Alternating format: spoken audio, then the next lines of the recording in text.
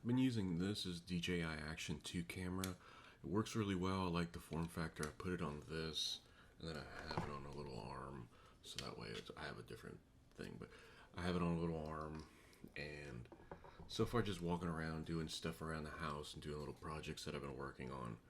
Works really well.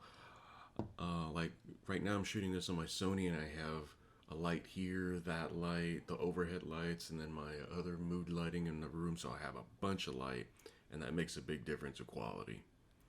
This is a smaller, a wider aperture, or the smaller aperture. I always get them confused. The number is larger than this, so the quality of the video, unless it's like lit up like this, isn't that great.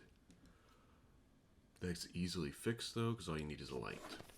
So I've seen Lumecubes for a long time, and I hadn't found a real reason to use one yet, but I think this ought to be it.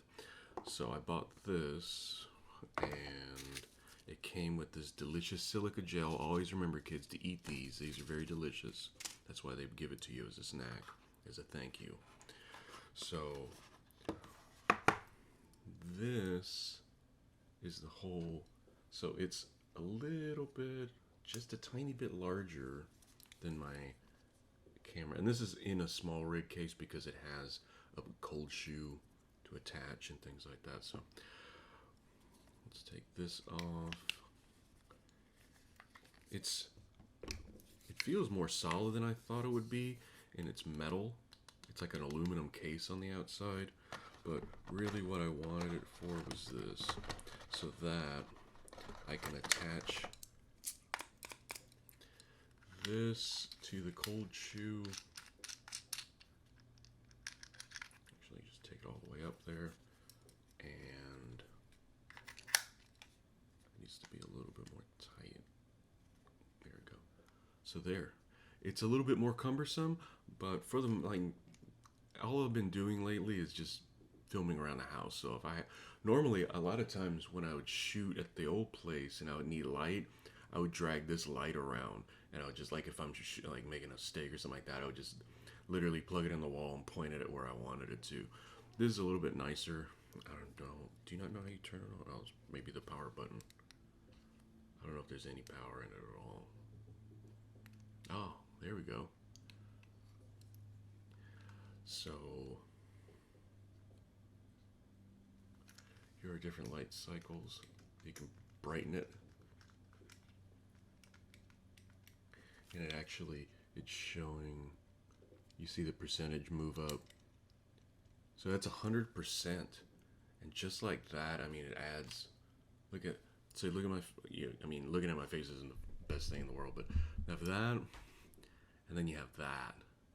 And for this little camera, it's almost too much. It's almost too bright. I mean, but for like filming stuff and things like that, it's gonna be a big boost, and it doesn't really add much weight. It is a bit more weight because I thought this would be plastic, but it's metal, which is nicer. I prefer that. So, and I can move it.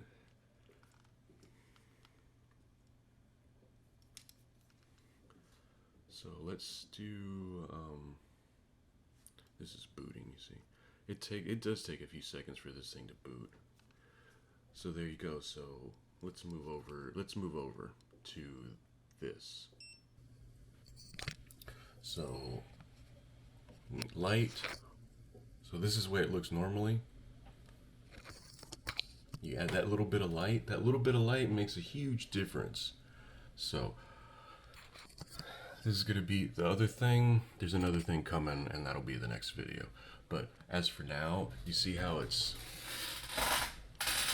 See, even like when you move away from these lights and you're just over the overhead lights and it just starts to look kind of funny, this compensates for it. And this is only one setting. This has multiple settings. I just have it on the default setting, and I have it up bright. So I'll be playing around more with this, and I think I might even use this with my Sony camera too. It's really nice, and it doesn't weigh much, and it's very small. So this can go in your camera bag real easy.